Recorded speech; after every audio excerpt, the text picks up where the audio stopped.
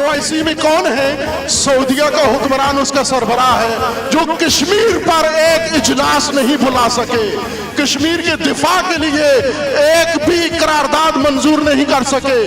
इन OIC के इजलास इतनी अरसा तक नहीं हुए, आज अगर हो भी रहा है तो अफगानिस्तान को फरोख्त तो कर सकते हैं, अफगानिस्तान को निजात नहीं दे सकते।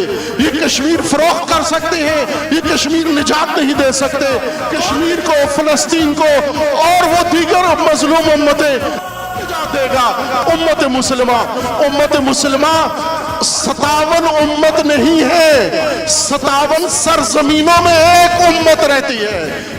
और आज आपने लाहौर के माल रोड पर यह देख लिया है कि कोई तमीज नहीं है मसलक और फिरके की। जब दीन पे आंच आएगी, जब इस्लाम पे आंच आएगी, जब उम्मत के किसी हिस्से पे आंच आएगी, तो रसूलुल्लाह का फरमान इस उम्मत को मैदान में ले आएगा कि तुम एक जसद वाहिद की तरह हो। अगर एक उज़्व को तकलीफ पहुंचती है तो सारा बदन उस तपश में मुब्तला हो जाता है। वही तड़प आप लेकर इनको मैदान में आई है।